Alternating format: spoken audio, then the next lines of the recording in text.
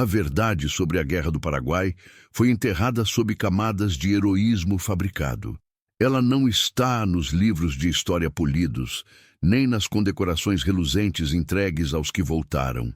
O que realmente aconteceu foi rasurado dos registros militares, silenciado pelos poderosos, uma cicatriz profunda na memória de uma nação que nunca quis encarar seus próprios demônios. Em 1865, enquanto o Império clamava por sangue e sacrifício nas fronteiras distantes, a fazenda do coronel Alcides vivia sua própria guerra silenciosa.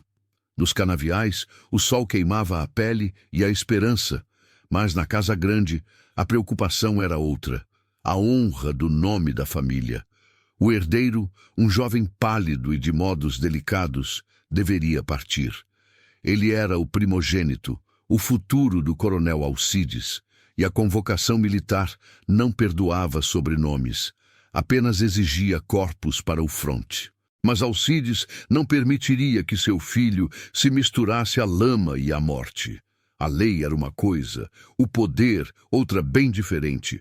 O coronel, um homem forjado na ganância e na crueldade, já havia arquitetado seu plano, um plano que garantiria a segurança de sua linhagem e a perpetuação de sua fortuna, não importava o custo. Ele sabia que existiam brechas, atalhos perversos na legislação do Império, que permitiam que um homem de posses substituísse seu filho por outro, um que ninguém sentiria falta, um que não tinha sobrenome. Mas quem seria o escolhido para essa farsa mortal? Nesse inferno particular existia um homem chamado Chicote. Não era um nome dado ao nascer, mas uma alcunha que carregava a ironia de seu destino, uma marca da brutalidade que o rodeava desde o primeiro fôlego. Chicote era um escravizado, mas não como os outros. Havia nele um silêncio que não era de submissão, mas de observação. Seus olhos, que pareciam não ver nada, na verdade registravam cada detalhe do terreno, cada curva de rio, cada caminho oculto na mata. Ele possuía uma memória cartográfica assombrosa, uma inteligência tática inata que nem mesmo a senzala e o chicote do feitor puderam apagar. Essa habilidade o tornava valioso, um trunfo, mas também uma ameaça, pois conhecimento era poder.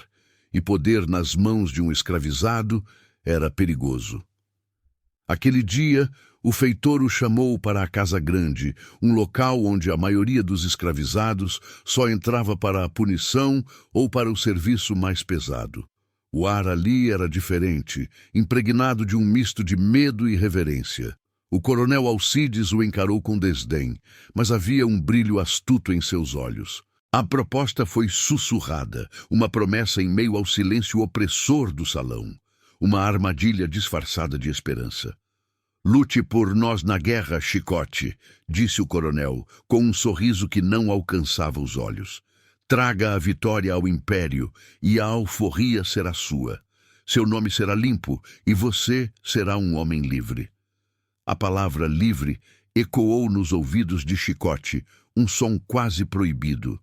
Ele sabia que as promessas dos senhores eram como a areia do rio, escorrendo entre os dedos. Mas a chance, por menor que fosse, era um fio de luz em uma vida de escuridão. O que Chicote não sabia era que por trás daquela promessa de liberdade existia uma ordem secreta, nunca documentada, mas executada com a brutalidade fria de quem vê vidas como meros objetos. A ordem era simples. Chicote seria enviado, não para lutar, mas para desaparecer.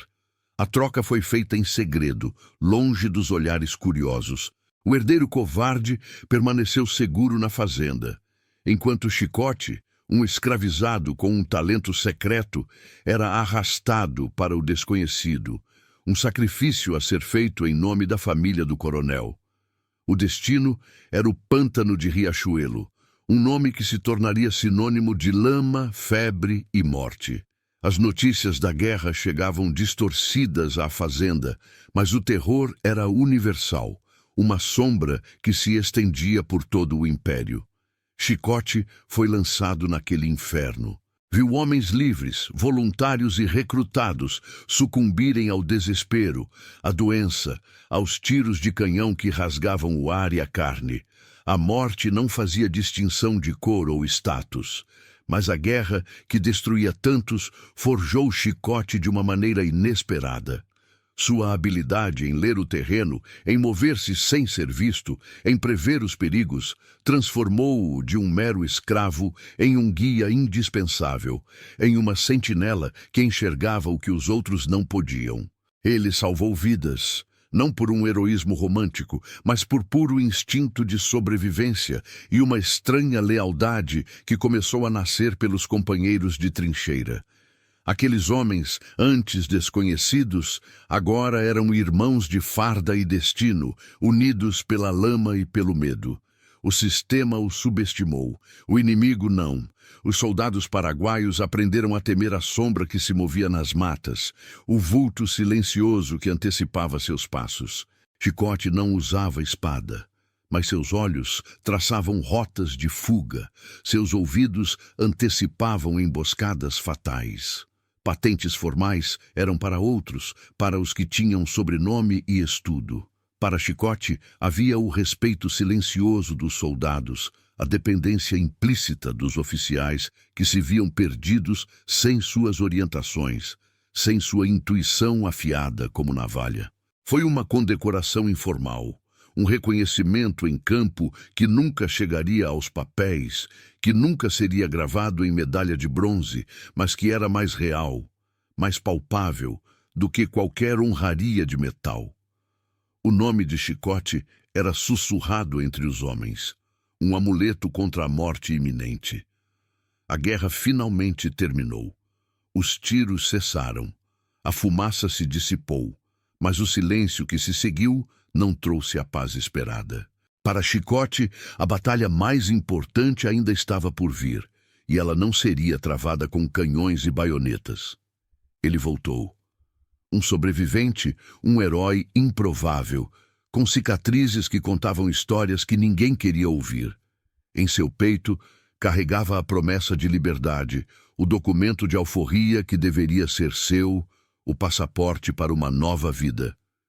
Mas a fazenda, que o viu partir como escravo, agora se revelava um túmulo para todas aquelas verdades. O coronel Alcides, ao vê-lo retornar, não enxergou um herói, mas uma ameaça viva, um escândalo em potencial que poderia desmoronar sua fachada de homem íntegro. A falsa liberdade, a nova prisão, esperava por ele atrás daqueles portões de ferro. Você pode imaginar o que aconteceu a seguir? Fique conosco até o final para desvendar cada segredo. E se essa história já te tocou, deixe uma nota de 0 a 10 nos comentários e se inscreva no canal para não perder o restante desta investigação. O nome de Chicote foi riscado dos registros. Seus feitos, apagados como se nunca tivessem existido. Os documentos militares foram adulterados. As listas de voluntários, convenientemente perdidas, tragadas pelo tempo e pela conveniência dos poderosos. O silêncio foi imposto com a força do poder local, com a ameaça velada, com a certeza de que a palavra de um escravizado não valia nada contra a de um coronel e sua rede de influência. A traição era um selo oficial, invisível, mas mortal. Quem acreditaria na versão de um negro, um mero escravizado, contra a palavra de um homem de bem, um pilar da sociedade? A resposta era brutalmente clara, mas Chicote não era mais o homem que partiu para a guerra. Ele havia visto a morte de perto, enfrentado inimigos e aprendido lições que nenhum feitor poderia ensinar. A guerra o ensinara a caçar, a farejar o perigo, a encontrar o que estava escondido. Agora, ele caçava a verdade. Cada testemunha, cada carta do fronte que escapou ao expurgo, cada fragmento de um documento rasurado se tornava uma peça vital em seu quebra-cabeça de vingança e justiça. Ele estava montando um caso.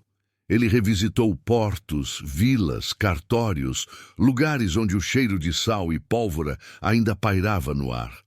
Buscava as provas de uma dívida de sangue que o Estado, na figura do coronel Alcides, se recusava a pagar. A cada passo, a tensão aumentava. O cerco se fechava. Chicote estava desenterrando não apenas sua própria história, mas a vergonha nacional por trás de todo aquele heroísmo fabricado. Ele sabia que estava pisando em terreno perigoso, mas a promessa de liberdade, quebrada, era um fogo que o impulsionava, uma fúria silenciosa. O julgamento não seria em um tribunal pomposo, com leis e advogados. Seria na praça pública, no coração da fazenda que o viu nascer e ser traído, onde todos os olhos o veriam. E o coronel Alcides não sabia o perigo que se aproximava. Chicote se tornou uma sombra. De dia, executava as tarefas forçadas da fazenda, mas à noite, sob o manto protetor da escuridão, ele caçava. Sua presa não era um animal, mas a verdade, um fantasma que o assombrava e que o coronel Alcides desejava manter aprisionado. Ele refazia mentalmente os caminhos, as rotas que seus pés percorreram na guerra e que agora o levavam aos rastros de sua própria história. Cada porto, cada vila esquecida, cada cartório empoeirado poderia esconder um fragmento, uma pista para o que havia sido brutalmente arrancado. O primeiro obstáculo era o silêncio. As pessoas que poderiam ter visto, que poderiam ter ouvido, estavam amedrontadas. O poder do coronel Alcides se estendia muito além dos limites de sua fazenda, alcançando vilas e cidades, comprando lealdades e silenciando consciências com a força do dinheiro e da ameaça. Os boatos se espalhavam como fogo em palha seca. Chicote estava diferente, com ideias na cabeça. A vigilância sobre ele se apertava. Os feitores e capitães do mato seguiam seus passos, seus olhares famintos por qualquer deslize, por qualquer justificativa para a punição. Cada movimento era calculado, cada palavra medida. O menor erro poderia significar não apenas o fim de sua busca, mas o fim de sua própria existência, transformado em mais um nome esquecido nos campos do latifúndio. Ele sentia o suor frio escorrer pela espinha, mas não recuava. A solidão era uma companheira constante. Quem, além dele, se atreveria a desafiar a estrutura de poder que o oprimia? O desespero era uma isca perigosa. Tentava-o a desistir, a aceitar sua sorte, mas a memória da promessa quebrada era um chicote moral que o impulsionava. Ele se lembrava dos campos de batalha, da lama, do cheiro de pólvora e morte. Ele, um escravizado, salvara oficiais e soldados, guiando-os por caminhos traiçoeiros, antecipando os movimentos do inimigo. Onde estava o reconhecimento agora? Eles me usaram, pensava Chicote. A voz interior, um sussurro amargo. Me jogaram no inferno, e quando voltei, quiseram me jogar de novo na escuridão. Mas eu não sou mais o homem que eles conheciam. A cada lembrança, a raiva se solidificava em determinação. Enquanto isso, na Casa Grande, o coronel Alcides vivia na ilusão de sua impunidade. Ele acreditava ter eliminado qualquer rastro, qualquer ameaça à sua reputação e à de seu filho. A ideia de que um escravizado pudesse desafiá-lo era tão absurda que nem passava por sua mente. Onde estão as provas? Ele poderia ter pensado com um sorriso de escárnio. Os papéis são meus, as testemunhas são minhas. O que pode um animal como ele fazer? Sua arrogância era sua maior fraqueza, um convite aberto à sua própria ruína. Chicote, porém, não buscava apenas papéis. Ele buscava ecos. Ecos das vozes dos soldados que ele havia salvo, ecos das ordens que ele havia ouvido, ecos da verdade que havia sido silenciada. Ele precisava de mais do que um nome riscado, ele precisava de um coração para falar. Em uma de suas incursões noturnas, sob a luz bruxuleante de uma lamparina roubada, em um cartório quase abandonado de uma vila vizinha, ele encontrou um registro. Não era o que ele procurava, mas era um indício, um fio solto na teia de mentiras. A data. Era a data da partida de seu mestre para a guerra, mas o nome do voluntário estava ilegível, convenientemente manchado de tinta. Era a prova da adulteração, mas ainda não a prova irrefutável de sua própria existência como substituto. A frustração era um veneno lento. Ele sentia o peso do tempo, a urgência de sua busca, antes que a própria memória se apagasse, antes que os poucos que se lembrassem fossem silenciados para sempre. Ele buscou velhos comerciantes, viajantes, até mesmo padres que pudessem ter visto ou ouvido algo. Muitos o ignoraram. Alguns o afastaram com medo. Outros, com uma crueldade velada, o ameaçaram com a volta dos capitães do mato. Volte para o seu lugar, escravo, um velho comerciante rosnou, o cheiro de aguardente impregnando o ar. Certos segredos são melhor deixados em paz, se valorizas a tua vida. Mas Chicote não podia voltar. Cada não, cada porta fechada, cada ameaça apenas fortalecia sua convicção. A guerra o ensinara a não temer a morte, e agora ele percebia, não temia a vida, nem mesmo a vida de um escravo em busca de justiça. A dúvida, no entanto, assombrava seus momentos de solidão. E se não houvesse provas? E se ele estivesse condenado a carregar essa fardo para sempre, um herói invisível e um escravo sem nome? A pergunta doía, cortava sua alma. Foi à beira de um rio, num pequeno porto onde as embarcações transportavam cana e mercadorias, que a virada aconteceu. Ele estava exausto, quase desistindo daquele rastro, quando ouviu uma voz familiar, arrastada pelo vento salgado. "Chicote?" A voz perguntou, quase um sussurro de incredulidade.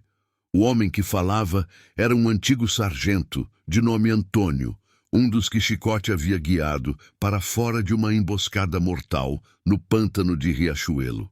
Antônio, um homem marcado pela guerra, agora vivia à margem, trabalhando em barcos, sem um tostão, mas com a memória intacta dos horrores e das poucas lealdades verdadeiras que presenciou.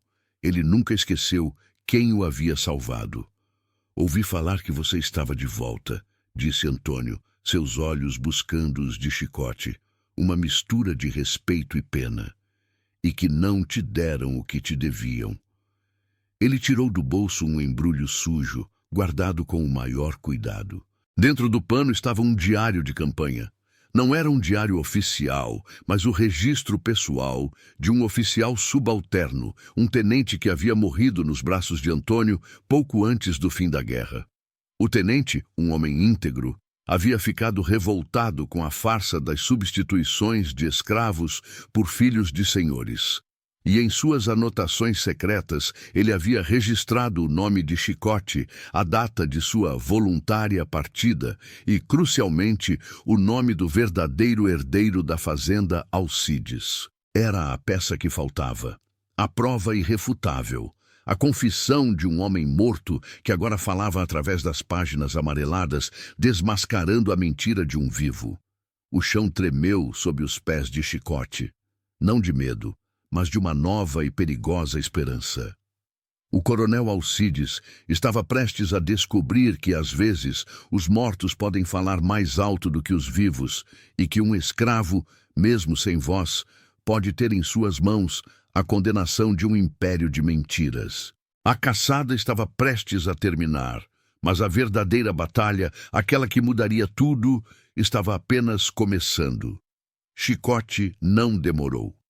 Com o diário do tenente em mãos e a promessa de testemunho de Antônio, ele sabia que o tempo era escasso. A verdade, como um incêndio, precisava ser atiçada antes que fosse sufocada novamente. O momento da confrontação não poderia ser adiado. Ele escolheu o dia da feira semanal, na vila adjacente à fazenda, um momento em que a praça se enchia de gente, de olhares curiosos e de ouvidos atentos. Era ali que a verdade seria lançada, como uma pedra em águas paradas, criando ondas que o coronel não poderia conter. A tensão era quase palpável. Os moradores, escravizados e homens livres que dependiam do coronel sentiam o peso de algo iminente. Havia um burburinho, um sussurro que Chicote havia voltado diferente, com uma chama nos olhos que não se via em um escravizado. Ele parou no centro da praça, a respiração presa, o coração batendo forte no peito. Não havia retorno. O suor frio escorria, mas não era de medo, era da urgência de tudo que estava prestes a acontecer, da promessa que ele faria a si mesmo. O feitor, sempre vigilante, avistou Chicote parado em um lugar impróprio para um escravizado e caminhou em sua direção, o chicote em punho, a ameaça silenciosa pairando no ar. "O que fazes parado aí, Chicote? Volte ao trabalho!" Mas Chicote não se moveu. Seus olhos, antes submissos, agora ardiam com uma determinação inabalável. "Eu vim buscar o que é meu", ele disse, sua voz baixa, mas firme, ecoando no silêncio que começava a tomar conta da praça. O coronel Alcides, da varanda da Casa Grande, percebeu a comoção e desceu os degraus de pedra, seu semblante severo, a figura imponente projetando uma sombra de poder sobre a multidão.